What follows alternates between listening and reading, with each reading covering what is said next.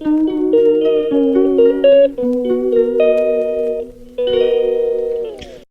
Everyone, good morning. तो कैसे हैं आप सब लोग? आई होप आप सब ठीक होंगे और मैं भी ठीक हूँ। तो भाई स्वागत है आपका मेरे एक नए ब्लॉग में। तो अभी हो रहा है सुबह का टाइम और मैंने अभी चाय पी रखी है। मैं आप लोगों को दिखाती हूँ। ये है मेरा कल रात का कबाड़ा। मैं कल रात सिल रही थी अपना ये वाला कुर्ती और मैंने पूरा नहीं किया और फिर मेरे को रात के बज गए थे 12:30। मतलब सोच सकते हैं आप लोग 12:30 बजे। उसके बाद फिर मैंने कुछ भी नहीं उठाया, ऐसे हम लोग बिस्तर सही करके महक और मैं सो गए। तो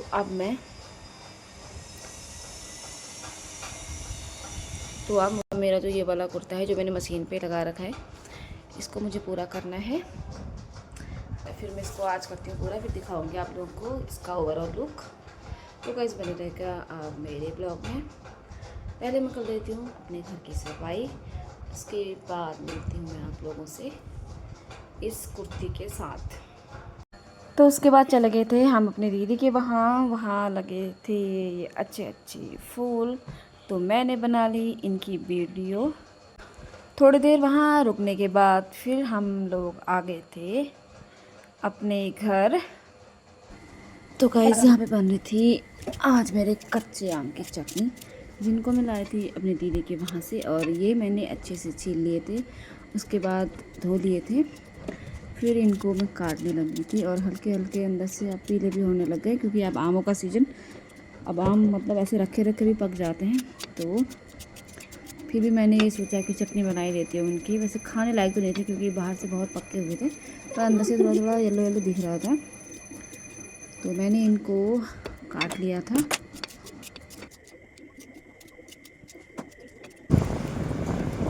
तो गाइस ये है मसाले जिनको मैं इसमें डालूँगी।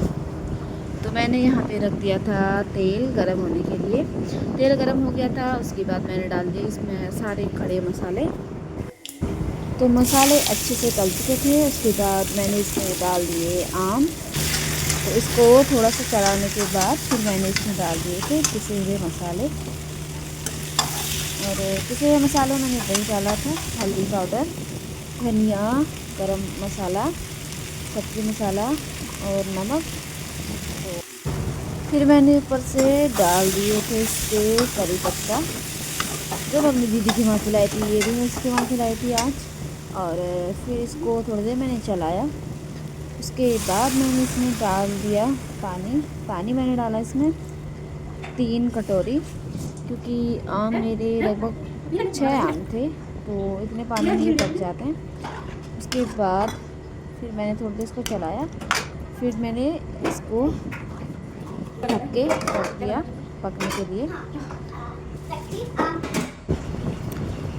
तो यहाँ पे मेरी बन चुकी थी आम की खट्टी मीठी चटनी। इसमें मैंने गुड़ और चीनी डाला और वो मैं अपनी वीडियो में कैप्चर करना भूल गई थी, तो मैंने इसको दिखाया सबसे लास्ट में जब ये पक गया था। आप देख सकते हैं इसकी ग्रेवी बनके भी तैयार है और ये भी अच्छे से पक चुका है। मुझे कच्चे आम की खट्टी मीठी चटनी बहुत ज़्यादा पसंद है। तो रात का खाना पीना करके मैंने बर्तन धो लिए थे, किचन साफ़ कर लिया था। उसके बाद मैं आ गई थी अपनी मशीन पे, क्योंकि मेरी मशीन का कुछ ख़राब हुआ है, पता नहीं क्या हुआ है। अब देखती हूँ मैं इसका जो भी ख़राब हुआ। और ये बहुत ज़्यादा आवाज़ कर रही है। सिलाई भी इसकी कभी आ रही है, कभी नहीं आ रही है, कभी रुक रुक के आ रही है, कभी नीचे से धागा फंस जा रहा है। तो आज मैंने इसको बहुत महीनों के बाद खोला अपनी मशीन को। तो अब मैं देखती हूँ कि इसमें क्या हुआ है। तो यहाँ पे मैं खोल रही थी, बेचते सारे स्क्रू लाई थी और ये सारे घूम जा रहे थे, क्योंकि ये पुराने होंगे। तो बड़ा वाला स्क्रू हम यहाँ लाए नहीं है, तो पैकेट में लाई थी मैं इसका ऑयल, क्योंकि वो जिसके वहाँ से लाई उसके वहाँ था नहीं। तो मेरा जो इसका ऑयल है मशीन का वो रह गया, हमारे घर चोर कर लिया। तो जैसे तैसे करके मैंने इसको खोला। ये वाले नट तो खुल गए, पर जो अंदर जिसमें हमारा नीचे से क्या बोल सकते हैं इसको, बॉबिन लगता है, उसमें जो स्क्रू होता है, वो जो नट होता है वो खुला ही नहीं, क्योंकि वो बड़ा नट होता है, उसके नीचे बड़ा स्क्रू। तो उसको खोलने के लिए मैंने पहले कैंची का इस्तेमाल करा।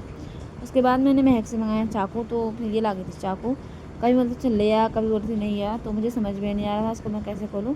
फिर जैसे तैसे करके मैंने इसको कैंची से ही खोला। तो उसके बाद करी मैंने अपनी मशीन की अच्छे से ऑयलिंग। उसके हर एक जो जहाँ पे ऑयल डालने वाला छेद होता है वहाँ पे हर एक छेद पे मैंने ऑयल डाला। और फिर मैं चला के देख रही इसको कि ये चल रही है कि नहीं चल रही है। और अब जैसे कि महक को देख सकते हैं, इसको लगता है कि हर काम ये कर सकती है, तो ये हर काम में अपनी टांग अड़ाती है।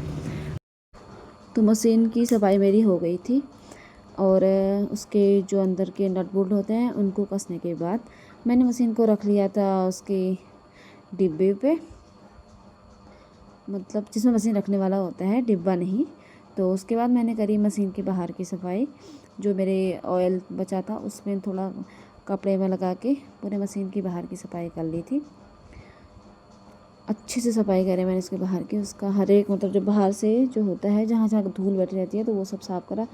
क्योंकि मशीन बहुत आवाज़ कर रही थी तो मेरा सर दर्द हो रहा था। मैंने सोचा ही था मैं उसको ज़रूर साफ़ करूँगी।